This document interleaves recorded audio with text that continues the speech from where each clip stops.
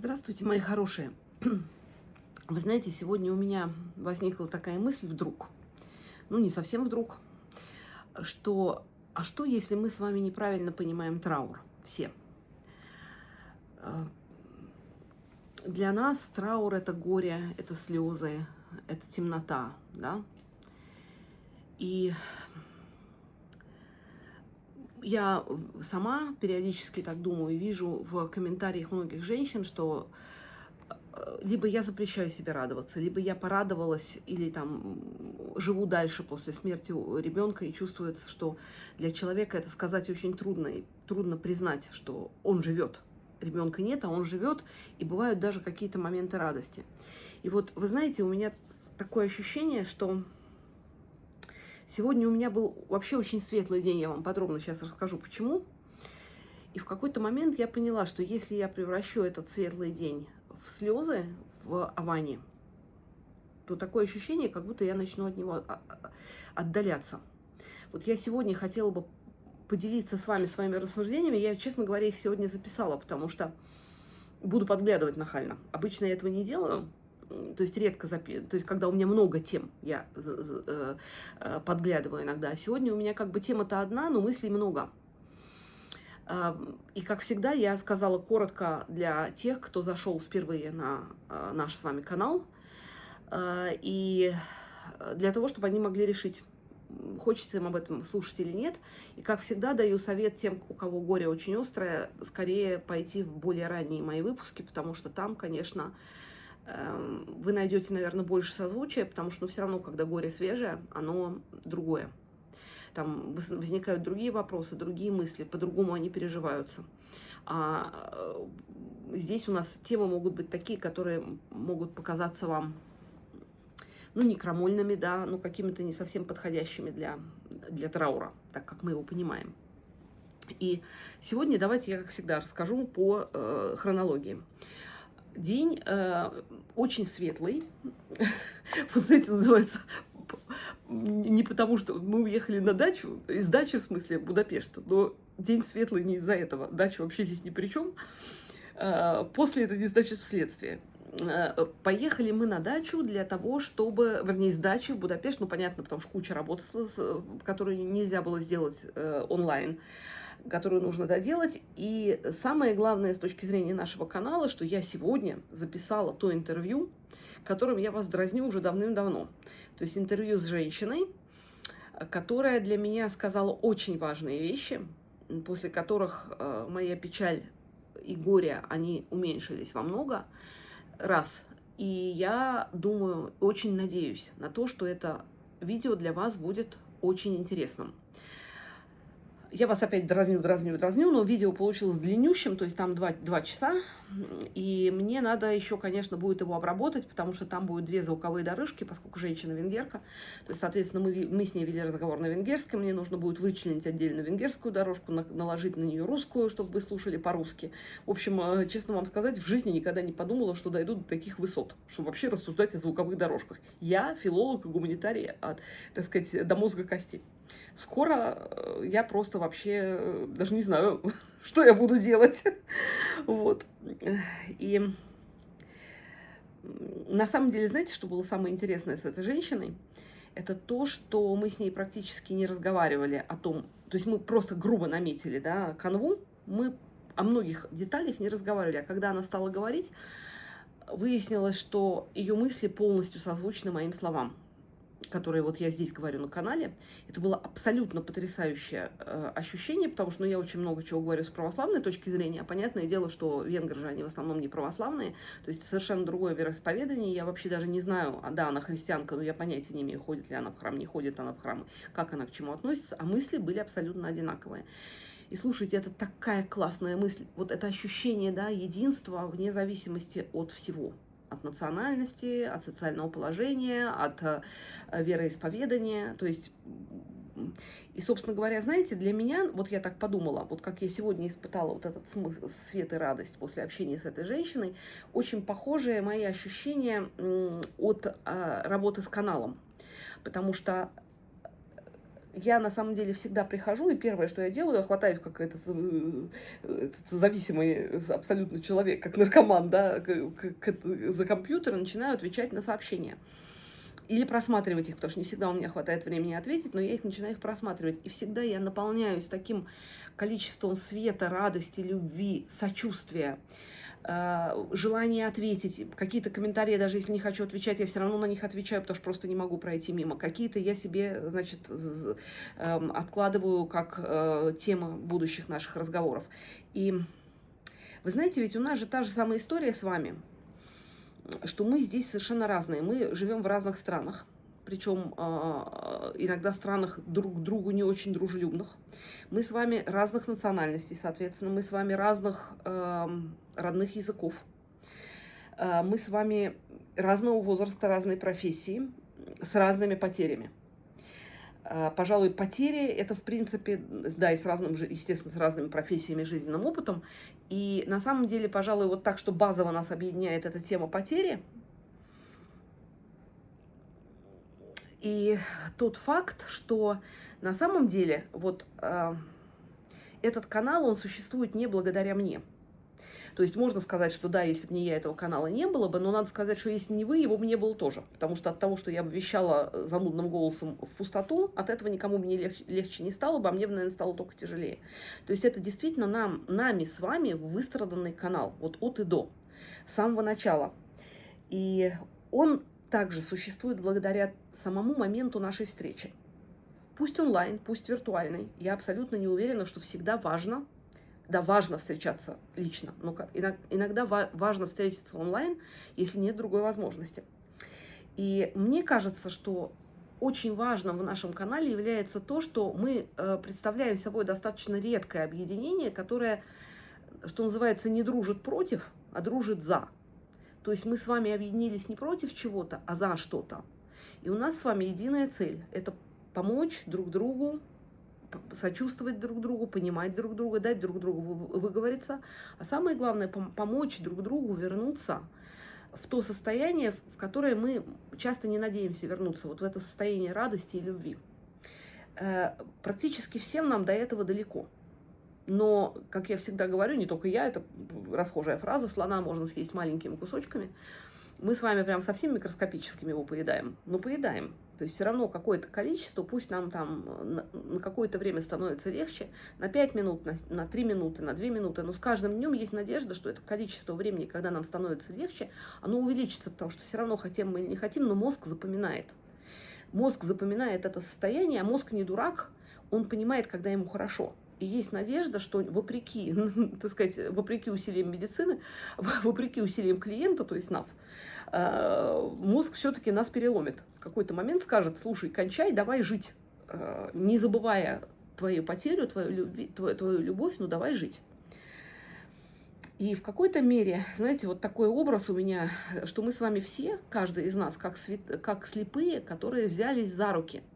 И таким образом мы создаем друг другу опору. Да, конечно, вокруг нас пространство смерти, пространство потери, но если так подумать, то, в принципе, ни одна человеческая жизнь без потери не обходится. То есть вот как бы мы ни хотели, да, понятно, что у большинства из нас потери самые тяжелые, это потери ребенка, но вообще, если пройти человеческую жизнь, то потерь-то очень много всегда.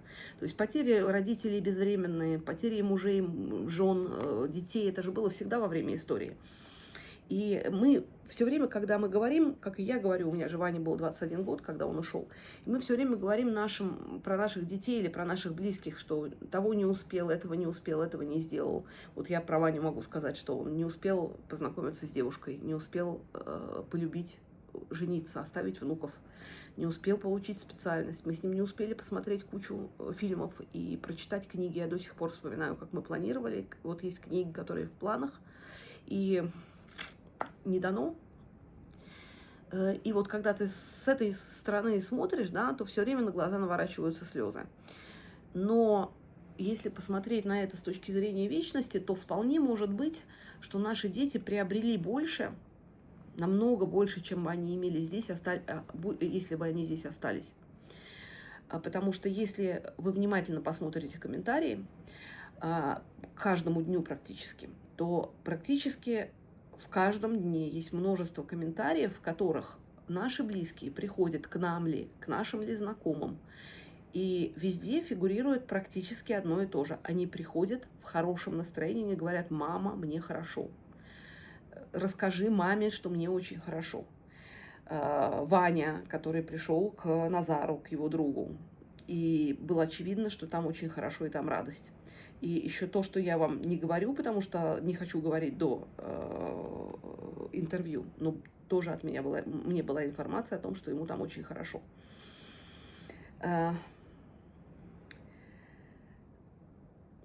Мне кажется, на самом деле, что Ванька сейчас обрел мудрость и обрел утешение намного большее, чем могла ему дать я. И вполне может быть, что это именно в этом причина того, что он ушел. Потому что у меня вот складывалось же ощущение, что он как будто бы находится на перепутье. Вот как будто бы был такой момент переломный, когда он решил, что все, что он не хочет мучить меня, не хочет мучить себя, не хочет мучить никого. И, в общем, в какой-то степени уход был предрешен, да, но он мог бы это что-то изменить, но он не изменил. И вот для меня такая вот здесь родилась центральная тема, это тема траура. Вот когда я его продумываю, знаете, потому что я не верю в случайности и не верю в случайные слова, которые нам говорят. И вот для меня вот очень засело мне в голову, засели в голову слова священника, отца Михаила, который Ваню отпевал, который сказал, что, вы знаете, я впервые понял, что что смерть бывает не только испытанием, но и радостью. Я вот так все время думаю, ну мне-то для чего-то это же было сказано, да, я обычная мать горюющая, то есть ничего особенного во мне не было, но что-то было в Ванином уходе, что заставило священника это сказать, причем священник, который не бросает слова на ветер изначально. Вот отец Михаил – это человек, которого я глубочайшим образом уважаю именно за то, что я увидела в разных ситуациях, и человек, который лучше промолчит, если в чем-то не уверен. Хотя человек умнейший, образованнейший, но молчание золото, да. И вот, знаете, тоже же интересно, да, я продолжаю плакать практически каждый день, я горюю, но одновременно с этим каким-то образом во мне уживается вот эта вот радость потрясающая, которую я сегодня ощутила от общения с этой женщиной. Мы с ней совершенно по-хулигански хохотали в промежутках, когда мы там уставали. И у меня, кстати, в середине интервью телефон сказал, я переполнился, дайте покоя. Пришлось, значит, там стирать какие-то видео для того, чтобы поместилась эта запись. И мы с ней совершенным образом, вот она очень похожа на Ваньку, она тоже козерог, эта женщина, и прям, ну, ужасно похожа, то есть мы с ней просто там отрывались, при этом у нее горе, потому что у нее умирает мама на 4-й стадии рака, и она ее безумно любит, она за ней ухаживает, а у меня, сами понимаете, что, да, то есть и ни у одной из нас совершенно точно траур от этого не стал меньше, но мы при этом веселились, точно так же, когда приезжает Вика. Человек, у которого погиб брат недавно, у которой мама больна тяжело, и которую нельзя ни на минуту оставить одну. И 24/7 Вика, ее муж, там находится и за ней ухаживает. Это все безумно тяжело, потому что, сами знаете, когда уходит тяжелый человек, в смысле родной человек, что это такое. Да, это не ее ребенок, но от этого как бы в процессе-то не легче. Да? Ты же не сравниваешь, то есть нет такой шкалы горя, по которой мы вот сейчас будем взвешиваться. У тебя легче, у меня тяжелее, потому что это никуда не дойдет. И получается, что да, есть смех, да, радость. От этого траур никуда не уходит, и это не предательство. То есть, если я поначалу у меня было какое-то, вот я рассказывала много раз, что когда на 40 дней случилось 40 дней, и потом я испытывала совершенно непонятную радость дней, наверное, 8, а то и 10, я не помню точно, но помню, что это был достаточно длительный период вот этого конкретного отдыха от горя. И я начала поедать себя, ну, человек же найдет свиньяк и грязь, я начала поедать себя по этому поводу, даже с психологом связывалась, думаю, слушайте, совсем не просто, ну, мне просто стыдно, как я могла, я, наверное, что его забыла, что ли? Она говорит, вы его забыли? Я говорю, да нет, типа, помню. Она говорит, ну и о чем вы тогда, вот что вы себе ищете, да? Действительно, а что я себе ищу? Вот легко сказать, а все равно ищешь. Вот, и знаете, у меня какая сегодня родилась метафора, что мы все рождаемся объемными. Вот представьте себе такой кристалл, у которого есть много-много сторон разных. Какие-то стороны больше, какие-то меньше. Но в этих сторонах заключены там любовь, радость, карьера, отдых, там огород у кого-то рисование, как у меня. То есть мы такие очень многоплоскостные фигуры, которые горят, переливаются и так далее.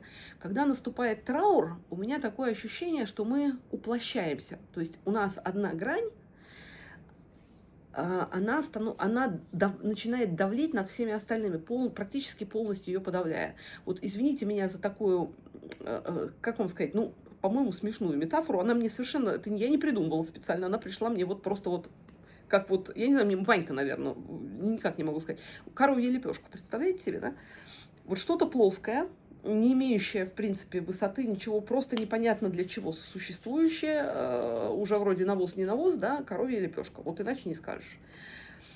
Потерявшая изначальную форму, изначавшая предназначение, вот, и получается, знаете, что в какой-то степени мы сами себя и наших умерших заодно превращаем в картонных персонажей. То есть у нас с вами от них остается фотография, свеча, слезы, траур. И я, кстати, обратила внимание, когда, помните, у меня было одно видео, когда я просила вспомнить какое-нибудь смешное приключение с вашим ушедшим, просто чтобы вспомнить, какой он был. Я рассказывала, вот с своей стороны, я рассказывала, что мы с Ванькой делали, с тех пор рассказывала много раз, что мы смеялись, но практически ни один человек не написал ничего о своем умершем. И я ваших ушедших вспоминаю только как ушедших, то есть как о фигурах, вот именно фигурах, которые... Мне, наверное, 2 или 3 женщины написали. Вот я точно помню про Артема. Мне женщина писала, что какой он был совершенно замечательный человек, который хотел пойти в храм, поставить за маму свечу и улыбался. А второй мальчик, я не помню сейчас имени, у меня записано, улыбался в гробу. Вот представляете себе, это же действительно, вот ты читаешь только в «Житии святых», что кто-то улыбается в гробу. Вот у меня Ванька не улыбался, но он был очень светлый и успокоенный в гробу. Совершенно. И практически вот мои воспоминания о ваших близких, они почти на 100% состоят из вот таких описаний. То есть какой он был, как вам горько, как вы льете о нем слезы, как вам его не хватает. Но очень мало живости. Вот я говорю, буквально 1-2 человека рассказали о том, какие дети их были вот во время этого. А представляете себе, получается, что мы не только от себя, у себя забираем вот это, мы превращаем наших детей, наших близких в какие-то картонные персонажи. Как я говорила о Пушкине, да, которого я долго не могла воспринимать, просто потому что нам настолько прожужжали все уши, какой Пушкин был золотой, замечательный, что ты просто перестал в нем видеть человека. И, кстати говоря, почему библейские персонажи часто кажутся картонными, потому что мы с ними встречаемся исключительно, ну, во-первых, в строчках Библии, которые лишены эмоций, а во-вторых, в проповедях священника, которые тоже говорят нам назидательные слова, говоря, что вот, там вот Авраам сделал то-то, а Иосиф сделал то-то, а Христос сделал опять же то-то. И ты вот все время чувствуешь свое ничтожество по сравнению с ними, которые были со всех сторон хорошие, золотые, великолепные, и перестаешь в них видеть вообще живых. То есть вот картонный персонаж, статуя, вот статуя, которая там периодически в нашей памяти покрывается пылью, и мы ее так тщательно стираем, но от этого статуя-то не оживает. И мне кажется, что вот что мы не должны точно делать, это превращать наших детей в статуи, которые связаны только, вот знаете, надгробные памятники плачущего ангела. Когда ты приходишь, и у тебя слезы от одного вида этого ангела возникают. И я, кстати, была очень рада, что сам факт, что у Вани урна, и мы в Колумбарии, с одной стороны, плохо, с другой стороны, хорошо, что не надо ставить памятника, потому что вот очень не хочется Ваньку придавливать было какой-нибудь гранитной плитой с каким-то скорбящим ангелом, вот правда. И надо сказать, что вот даже Бог в нашей ситуации картонный, потому что у нас складывается ощущение такое, что когда ты молишься, ты должен обязательно благостно сложить ручки, ты не имеешь права испытывать по отношению к Богу злость, ты не имеешь права испытывать по отношению к Богу недоверие. Хотя, в принципе, если мы вспомним, то когда Бог ходил по земле, его ученики с ним спорили, они его не слушались, они прикословили, они боялись, когда он строго наказывал, не бояться. Они там подвергали сомнению практически каждое его слово, ссорились между собой. То есть, ребята, это были живые люди. И я вспоминаю, как, когда я читала вот людей из белой эмиграции, которые уехали после 1917 года из России, после революции, они знали только Бога в золотых церквях, под золотыми куполами, с богатыми окладами в украшениях. И впервые они познали настоящего Бога только в гаражах или в каких-то домишках, где располагались временные церкви, потому что столько не было православных церквей, сбежавшие вот от революции люди собирались вот в таких бедных храмах, которые... Так, прошу прощения, ребята, сейчас я подключу компьютер, иначе я забуду, что я хотела вам сказать. Прошу прощения, просто у нас уже утро, а я еще не ложилась, и с мозгами у меня вообще плохо, поэтому... Так вот, и вот эти люди, они впервые познали Бога, хотя бы они воспитывались в верующих семьях, они регулярно ходили в храм, поскольку полагалось, да, они впервые увидели Бога поруганного, бедного, не покрытого сусальным золотом и драгоценными камнями, не какого-то, знаете, вот такого страшного,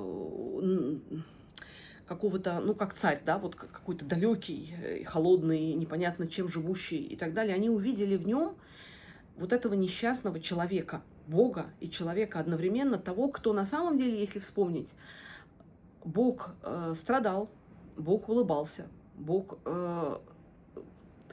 был добрым, он сердился. Как ребенок, вероятнее всего, он плакал и смеялся. Да, в Евангелии мы не знаем о том, чтобы они смеялись, да, вот конкретно говоря, смеха там не было, но это не значит, что нельзя было этого делать. Просто, если посмотреть, Евангелия же были написаны учениками Христа, естественно, там это не художественное произведение, то есть это просто запись важных событий, и смех, и шутки, и там ежедневные какие-то детали, они не входили в цели их высказываний. То есть на самом деле Бог, Он точно так же, как мы все, он, да, у него была божественная природа и полноценная человеческая природа. А если полноценная человеческая природа, то, извините, у него и чувство юмора должно было быть по логике вещей. И там что угодно, там уже Петру он сказал: отойди от меня, сатана, потому что ты меня искушаешь. Извините, своему любимому ученику такое сказать, да?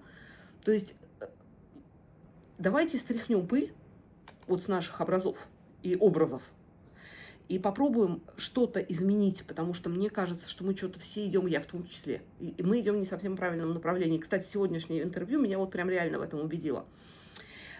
И мне кажется, что Богу, соответственно, в связи с тем, что Он сам был не картонный, Ему наша картонная правильность не нужна.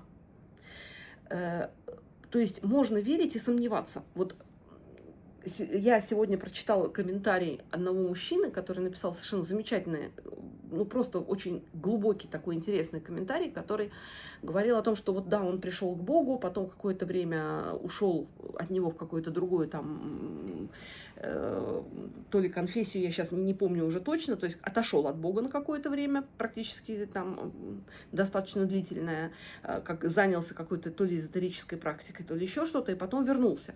И вот он задает вопросы, как бы чувствуется, что человеку за это как бы немножко, не то чтобы стыдно, но некомфортно, да, и он говорит, что как же это такое могло быть. А я вам могу сказать, что вот сейчас я как бы здесь выступаю вся такая себя праведная, да, то есть тетя Катя, преподаватель церковной школы, устраивающий православный лагерь. Вы знаете, у меня были тоже очень разные периоды. То есть сначала, если я... Вот бывает же так, когда придешь к Богу, у тебя такая призывающая благодать тебя охватывает, и ты такой весь правильный, ходишь на все богослужения там, и так далее. Потом ты начинаешь уже сам как-то барахтаться, и у тебя возникают какие-то сомнения, какие-то мысли, какие-то, я не знаю, какие-то обиды, да, можно обидеться на кого-то в храме, можно там еще что-то. Элементарно у меня была, например, и сейчас я редко хожу в храм не потому, что я не верю, а потому что у меня я практически не сплю ночью. То есть это я сплю очень мало, если я засыпаю, это всегда с утра, и если я не посплю какое-то время утром, то мне становится очень плохо. То есть для меня, например, идеальный период — это Великий пост, когда есть литургии прежде освященных даров, которые начинаются вечером. То есть или ночные службы, как на Пасху и на Рождество. Вот это для меня просто самое оно, потому что я тогда живу. И для меня это прям большая проблема, реально. Вот, и были у меня, да, моменты, когда я была не согласна с позицией церкви в чем-то и отходила не от Бога, но от церкви. И мне, в общем, не стыдно в этом признаться, потому что я живой человек. И развитие любого человека, оно не проходит, вот знаете, по такой вот идеальной прямой вверх с постоянной скоростью и с постоянной скоростью подъема. Я, знаете, даже вспоминаю, по-моему, это был архимандрит Сафроний Сахаров, который описывал свое детство, его воспитывали в верующей семье, он искренне верил. И в какой-то момент мама заболела, и что-то там такое произошло. В общем, ему нужно было пойти в храм одному, и у них традиция была всегда после литургии давать милостыню нищим. А он, когда пошел, ему что-то жутко захотелось какой-то сладости, по-моему, мороженого. И он не отдал эту монетку нищему и мучился какой-то, съел эту сладость, родителям, естественно, сказал, ну, я думаю, что они его даже не спрашивали, но он не признался им. И потом его вера охладела, вроде бы как независимо от этого, просто вера охладела постепенно, он ушел в какие-то восточные практики, там йоговский, буддизм, индуизм, что-то такое, да. А потом, спустя достаточно долгое время, чуть ли там не к 40 годам, он вернулся в православие, причем искренне и глубочайшим образом верующим человеком, который уже познал много способов поисков истины и вернулся к тому, от чего начинал. И он сказал, потом, он говорит, я долго себя анализировал, и я на самом деле понял, что вся проблема была в том, что я не дал тогда этому нищему монетку. Во-первых, я считал, что меня Бог должен сразу покарать, разверзлись небеса, и он его, значит, тюкнул по башке бы сверху. А раз он не тюкнул, то, значит, наверное, он меня и не видел. А раз не видел, то нафиг я туда-сюда хожу. Это, во-первых. Во-вторых, это первая такая линия его была, мысли, ребенка. И как бы постепенно на фоне этого начиналось охлаждение, в котором он сам себе не отдавал отчет. И потом вторая линия мысли была в том, что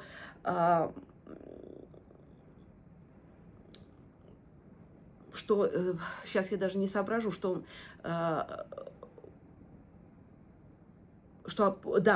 был момент, что он не попросил прощения у Бога, то есть у него было ощущение нераскаянного греха. А раз нераскаянный грех, то, знаете, когда кому-то ты сделал плохо, очень сложно это признать, и ты начинаешь его обвинять. А он сам был виноват, и таким образом ты себя защищаешь. Вот обратите внимание, это механизм психологически очень люди хорошо знают. То есть, когда ты с кем-то ссоришься, и тебе не хочется просить у него прощения, ты начинаешь в этом человеке находить, да я вообще с ним и дружить-то не хочу, потому что он такой, всякой разэдакий, и вы расходитесь. Хотя изначально ты был неправ сам. И вот у него вот это вот чувство тоже сработало, он стал навешивать на Бога все свои обвинения и отошел. Но он пришел значительно более зрелым и глубоким. То есть его вера прошла действительно горнило испытаний. И ведь это касается, в принципе, не только веры. То есть в какой-то момент иногда нужно отойти от чего-то, чтобы вернуться с более глубоким каким-то осознанием. Вот у меня, например, та же история бывает с рисованием. Вот сейчас, например, из-за канала, из-за Вани, из-за всего вместе, мне некогда рисовать, вообще некогда. И у меня были уже такие периоды, когда у меня там я то выгорала, то еще что-то. И потом в какой-то момент я возвращалась, и у меня было ощущение, что за время, пока я не занималась этим, у меня как будто бы в голове сложился пазл, и я начинала рисовать на совершенно другом, более высоком уровне. Это было не один раз, вот несколько таких периодов было разной продолжительности. Вот. И мне кажется, здесь и Богу в том числе важнее искренность, чем правильная картинка. Потому что, как я говорила, уже куча святых на самом деле с Богом-то спорили и ссорились и так далее. И Бог, кстати, никого уж так не карал за то, что даже вот его пророки, которых он выбирал, они делали не то, что он им говорил. И он с ними обращался лаской. И почему, откуда у нас из этого явился карающий Бог, я не знаю. Я понимаю, из Ветхого Завета. Но так Ветхий Завет уже давно переписан, скажем. И все равно у нас вот это вот с маленьких детей возникает момент карания, карающего Бога. А раз мы воспитаны в ощущении карающего Бога, даже если мы неверующие, то мы, если не Бог нас карает, то мы сами себя караем. Уходит ребенок, и мы себя начинаем есть и голодать и так далее. И я абсолютно уверена, что чувство вины, вот про которое мне психолог сказал, невротическое чувство вины, просто надо, девочки, мальчики, себе постоянно это напоминать. Как только вас начинает туда уносить, надо говорить, что это не я. Это невротическое чувство вины. Надо в уме хотя бы пытаться отделить себя от этого чувства. Потому что если вы ему отдадитесь, оно вас утянет вниз. Вот я по себе, я вам скажу, я не могу сейчас опять вам все рассказать, потому что не хочу я раскрывать интригу. Но да, я себе постоянно, как только я начинаю плакать, я начинаю, вот вы видели уже несколько раз, я на интервью начинаю, я в этот момент сразу прекращаю, потому что я вспоминаю Ваньку. Я знаю, что он не такой. Я знаю, что он не картонная фигура, которая не плачущий ангел. На нем нет черной ленточки.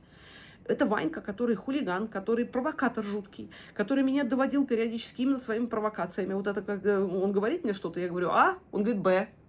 Потом мы уже пошли, игра такая В, Г. Кто знает лучше русский алфавит, да? Вот из этой серии. Вот такой человек, да, у него провокация была на кончике языка. Причем такая, что ты иногда даже прочухать не мог, что вот он может такое придумать. И я сейчас его превращу в какую-то плоскую фигуру, такую, знаете, унылую, с траурной ленточкой, о которой я буду горевать. Не хочу я. Понимаете, я не хочу черного цвета, потому что он не Ванькин. Да, у него были черные вещи, но они были всегда с чем-то вот таким вот, то есть не всегда только черное. То православный лагерь с крестом, то какие-то морды хулиганские на черной футболке. То есть это никогда не было вот этого мрачного ощущения от него. Он всегда светился. И да, иногда я рассказывала, я иногда ропщу, я иногда обижаюсь на Бога, я иногда на него там, ну, классика жанра в Евангелии, да, приносит отец больного сына к Богу. Бог его берет и говорит: ты веруешь, что я его типа могу исцелить? Папа на него так смотрит и говорит: верую, Господи, помоги моему неверию. Ну реально ж про нас.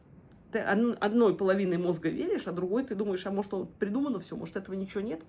И вот как бы, смотрите, большинство из вас мне пишут комментарии, такие же, как я себе могла бы написать, что я чувствую, что моему сыну хорошо, но я при этом все равно все время плачу и думаю, как же мне без него. Вот это вот раздвоение, да?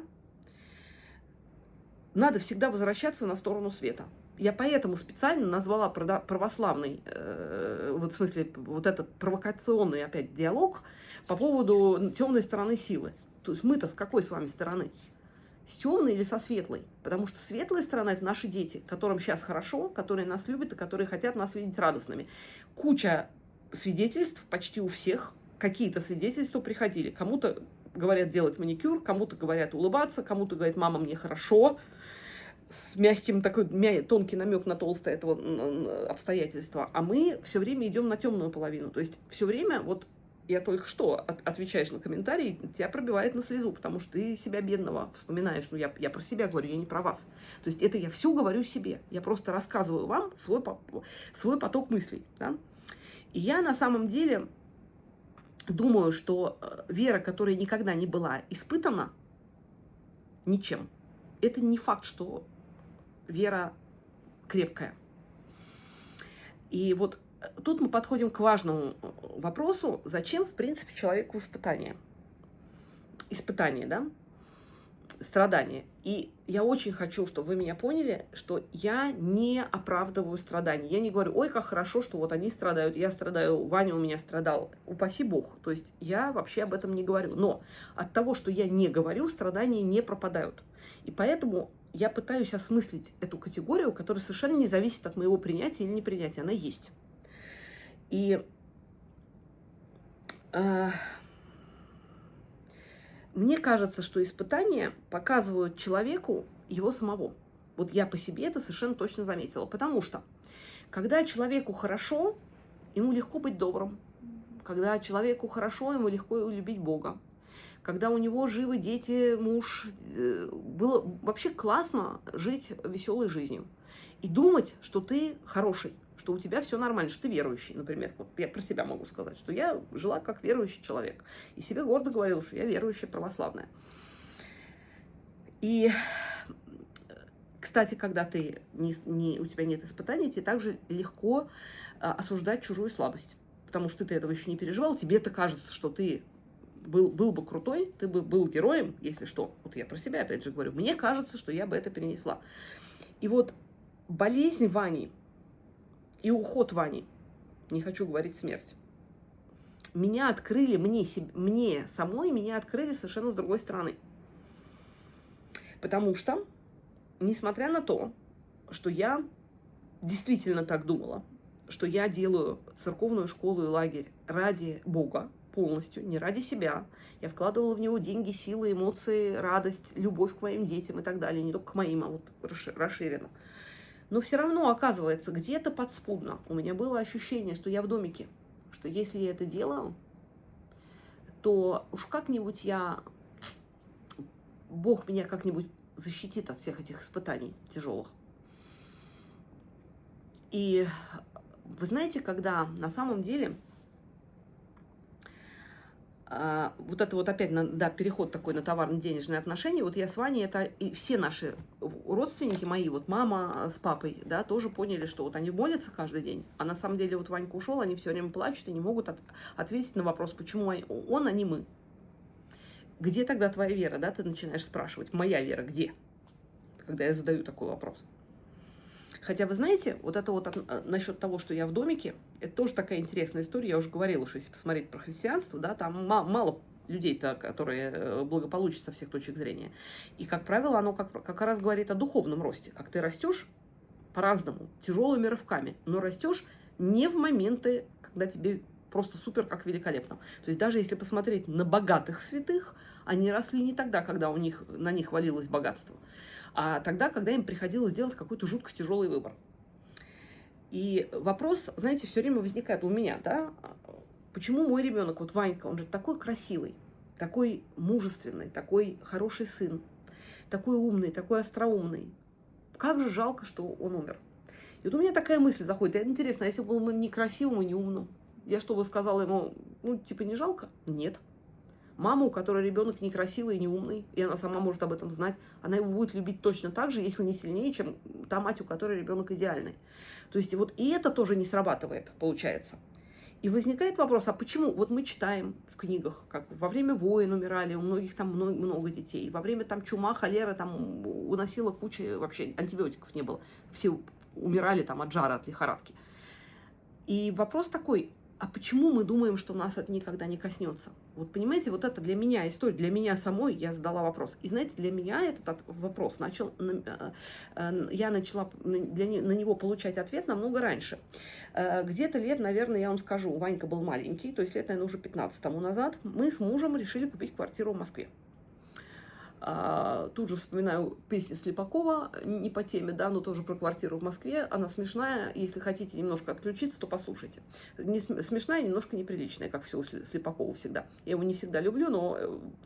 В общем, получилось так, что я же москвичка изначально, и мои родители, когда переезжали сюда в 90-м году, в 96-м году, они квартиру за бесценок практически продали, потому что было страшно, то время было, сами понимаете, 90-е, они боялись, что квартиру просто отожмут, что кто-то там будет в ней жить, они вообще все потеряют.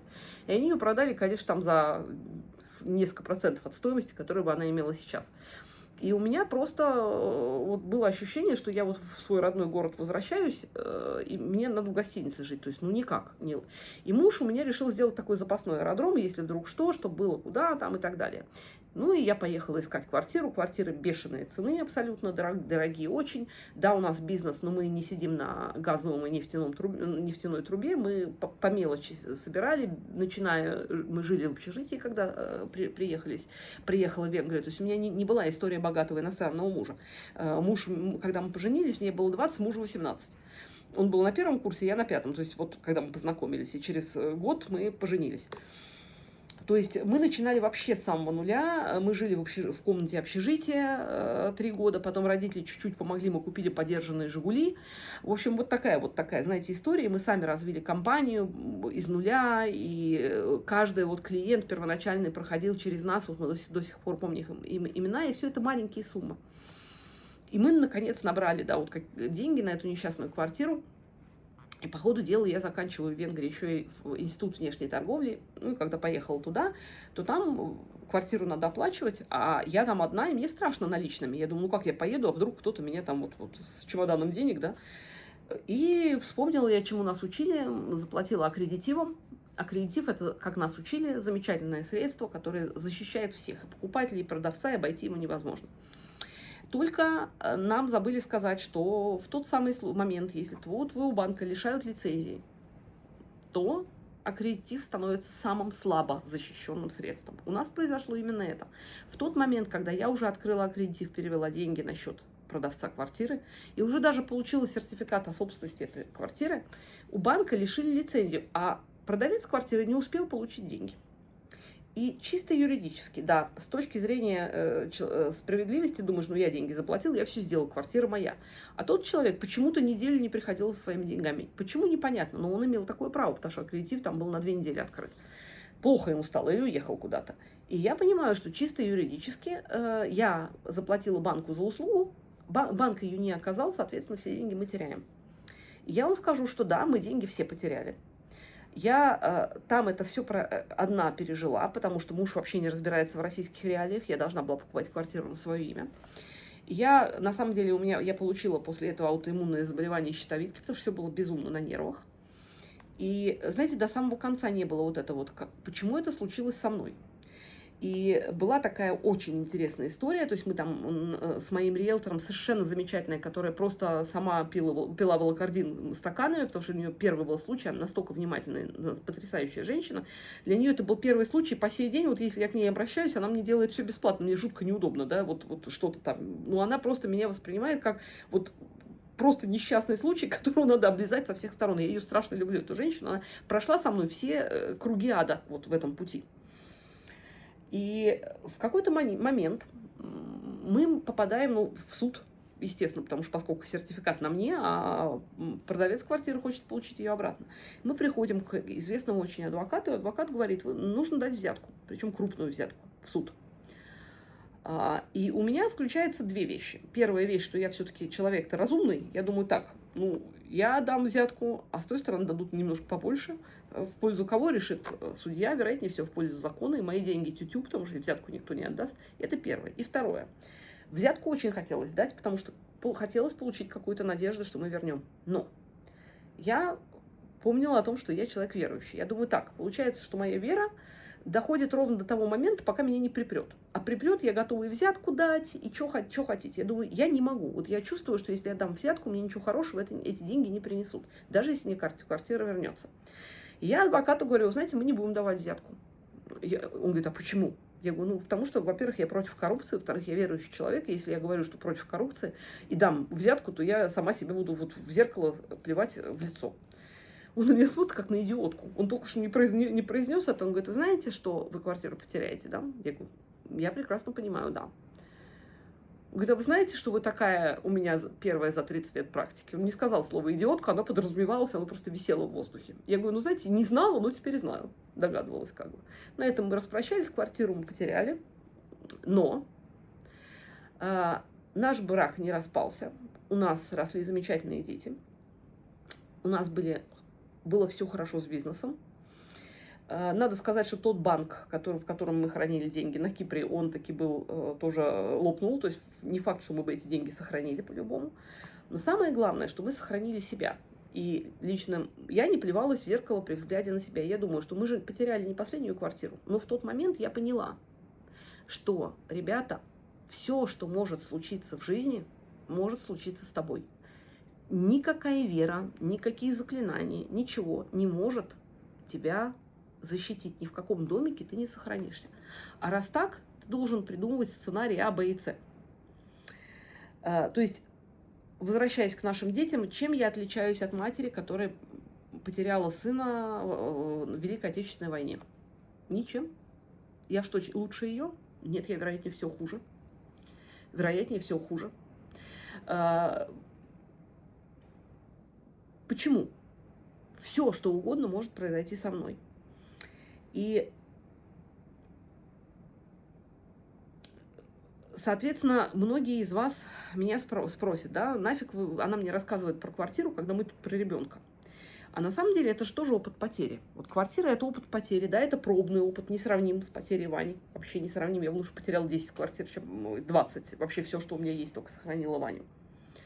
Но это тот опыт потерь, который тебе рассказывает о том, какой ты, на что ты способен, в принципе. И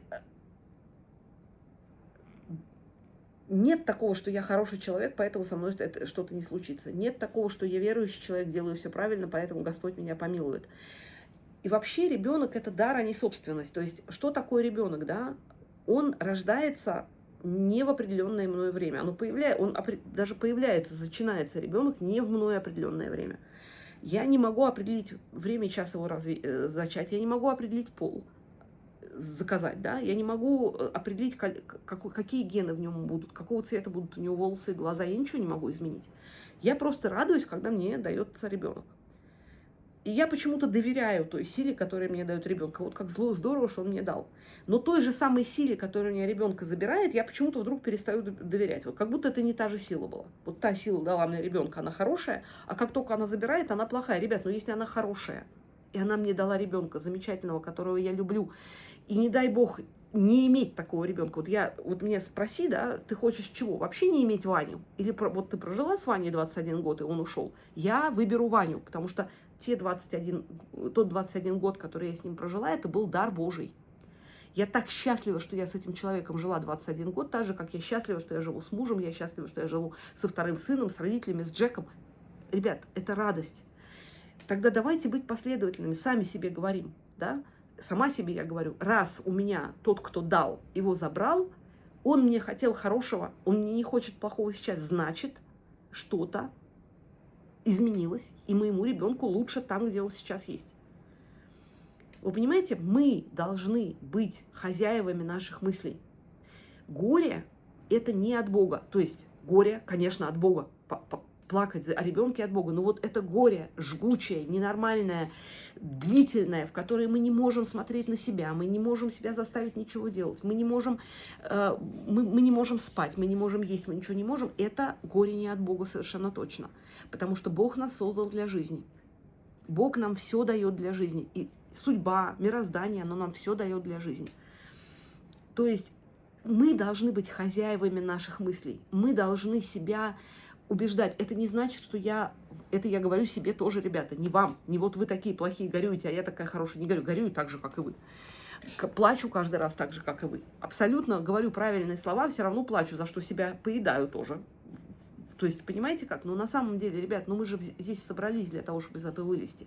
То есть, нужно как-то, я не знаю, себе программу какую-то создавать. Я даже не знаю. Вот просто... Знаете, как у меня, когда у Саша, старший сын, у него была астма, то есть у него был очень сухой кашель, он не мог остановиться, когда кашлял. И вот он кашлял, чем сильнее кашлял, тем сильнее у него становился бронхоспазм. И мы с ним такое придумали, что я считала. Я говорю, Вань, Саш, давай мы с тобой так, ты до 3, я считаю, ты делаешь все, чтобы не кашлять. Он так, и 1, 2, 3, теперь кашляй. Покашлял. Я говорю, так, теперь до 5. И вот так мы доходили там до 30, до 40, хоп, и кашель прекращался, и он засыпал. То есть вот это усилие маленькое сначала, каждый день, по чуть-чуть, по 1 минуте. Вот сегодня я 1 день, 1 минуту стараюсь не горевать, стараюсь улыбаться, смеяться, смотреть на небо, радоваться, пить кофе. Завтра 1,5, или завтра тоже минуту, а через неделю 1,5. То есть у каждого свой этот самый. И вот это вот момент... Ой, да, я все понимаю, все равно плачу, называется. Так оно и есть, так оно, вероятнее всего, и будет. Но если мы на фоне слез будем чуть-чуть увеличивать наши промежутки между, и хотя бы не будем утверждать, что все, у меня никакой жизни нет, я умерла для жизни, жить невозможно, я страдаю, я плачу, мне ужасно плохо. Попробовать для себя на бумажке, не надо писать этого в чат, чтобы вас не обвинили во всех смертных грехах, а просто себе на бумажке сказать, сегодня в 10 часов мне было хорошо. 5 минут, 3 минуты, 2 минуты, неважно сколько. Посмотрели какой-нибудь смешной ролик в Инстаграме, сразу себе запишите. Вот есть в письменных практиках какая-то правда. То есть ты пишешь, и у тебя что-то соединяется в мозгу и с рукой. Вот, ребят, давайте пробовать, правда. И напишите вы мне уже какие-нибудь смешные истории про ваших близких. Ну, правда. Ну, пусть я их запоминаю не просто как ребенка, который лежал в гробу, улыбаясь, а что-нибудь другое еще. Что вот какой он живой был. Что он смешное сделал? С собакой, с кошкой, с сестрой, с братом, там, я не знаю, с мамой. Что он такое вам хулиганистое сказал? Давайте оживим их, наших детей. Давайте выйдем из этого круга замкнутого: траур, свеча, слезы, рыдания, горе, могила и так далее. Давайте дадим какие-то синонимы, не синонимы в смысле, а слова, да, которые будут характеризовать нашего ребенка. О ком мы плачем, о ком траур, о ком черные одежды и так далее. Но он же был какой-то. И он какой-то, кстати, остался. Он такой же остался. Он не остался вот таким заунывным духом. Он остался таким, какой он был. Я абсолютно в этом уверена. Потому что Бог живой, ребята. Ну, Бог живой, он не вот такой вот воскрес. Посмотрите на все его иконы. В светлых одеяниях, радостные, светящиеся. Он пошел в субботу грешников забирать из ада. Какие они счастливые все. И что вот мы себе представляем, что они все вот такими заунывными лицами стоят там? Да не так это. Абсолютно уверена, что не так. И вот у меня такое полное ощущение, я тут половину пунктов пропустила, но уже не хочу к ним возвращаться. У меня такое ощущение, знаете, ребят, что если я погружусь в тьму, то я отойду от Ваньки. Потому что Ванька, он светлый, он яркий, он цветной, он улыбающийся, он смеющийся, он хочет свою маму такой, какая она была всегда, какой он ее любил, а не вот эту вот тетку, которая в таком виде, значит, с заплаканными глазами, высохшая от горя, какой я периодически бываю, не поверите, особенно по ночам. То есть, когда, может быть, не по ночам, а когда все считают, что у меня ночь. Это не может совпадать обязательно. И у меня еще, знаете, такое ощущение, что у меня выхода нет. Да, если раньше я могла сказать, что я там даже от Бога я не знала, отрекусь я или нет. А сейчас я понимаю, что вот если мне надо веру исповедовать, то я даже вот нисколько даже насчет из-за Бога, а из-за Ваньки не смогу отречься, потому что я знаю, что там Ванька. Вы знаете, это совершенно признание не очень хорошей христианки, потому что для нормальной христианки Бог первее. А для меня вот как-то пока нет, я не могу пока. Я честно Господу говорю, я не могу перейти через эту вершину пока. Вот это вот через этот хребет, который идет к дальнейшей вершине. Но я не хочу, потому что у меня такое ощущение, что если я погружаюсь во тьму, то Ванька от меня отходит. Вот у меня физически такое ощущение. Я вам предлагаю послушать себя. Послушать вот эту свою сердечную, подсердечную связь с вашими детьми. Я абсолютно уверена, что вы это почувствуете. Я абсолютно уверена, что вы почувствуете, что ваши близкие не хотели бы никогда, чтобы вы страдали. Вот у меня Ванька боялся как огня моих слез и моих страданий. Я уверена, что смерть его никуда не изменила. У Бога нет мертвых, у Бога все живы. Даже, кстати, вне Бога, давайте про эзотерику говорить. Вот эзотерики говорят, душа вечная. Ой, они там не объясняют, там, почему, как, квантовая физика, кто увлекается там тонкими материями, то душа вечная, дух не умирает. Дух не умирает, так он и не меняется. В какой момент наш дух из веселого молодого человека превратится вдруг в траурного, скорбного какого-то не пойми что?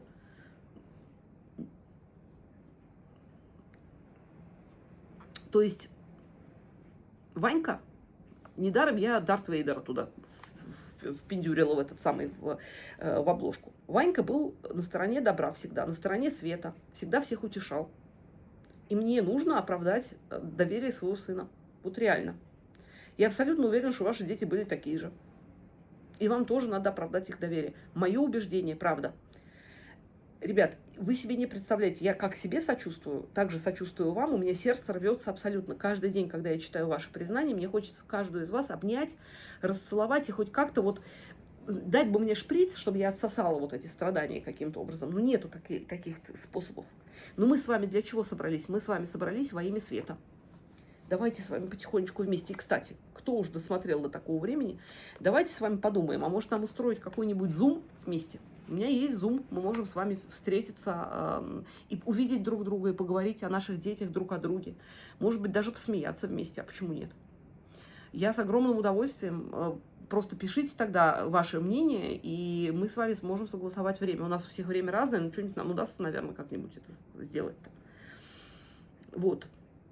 Так что, ребят, ну, пасаран, хвост пистолетом, как бы нам не хотелось хвост опустить, мы его просто насильственным образом поднимаем. Я вас очень сильно люблю, я вас очень сильно прошу жить. жить вместе со мной, вместе. Мы с вами потихонечку прорвемся, девочки, мальчики. Да, тяжело. Да, от того, что я вот вам сказала бодрые слова, сейчас я выключу телефон, и у меня останется темнота. Но меня будет оживлять то, что я вам сказала. Потому что я это всерьез думаю. А мысль определяет нас, а не мы определяем мысль. То есть давайте наши мысли с вами хорошие будут определять наше состояние. И даже когда совсем плохо, мы стиснем зубы и будем себе вспоминать вот какую-нибудь фразу, которая вас удержит. Вот я, например, все время себе говорю моей маме, вот я как сказала, Ване плохо, когда ты плачешь. Она строго, она плачет намного меньше, чем папа, который упертый, и он не слышит это. У меня со словом у него плохие отношения, он слов не слышит. А вот мама, она говорит, я каждый раз начинаю плакать, я вспоминаю, что Ваньке плохо, и я сдерживаюсь. Начинает плакать 100 раз на дню. Тот же хоп, и это самое. И тут же смотрю, посмеялась, то все. Молодец. Просто. Девочки, мои хорошие мальчики. Я вас крепко обнимаю, пожалуйста, давайте попробуем. Обнимаю, молюсь за вас, за каждого. С каждым днем у меня, я сейчас уже список начну писать имен, потому что я не всех помню уже. Хорошо, что вы мне пишете ваши имена, имена ваших детей.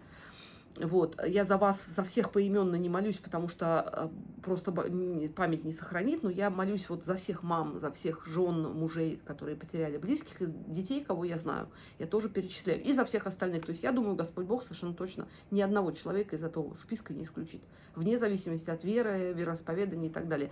Межконфессиональные перегородки до неба не доходят, я уверена.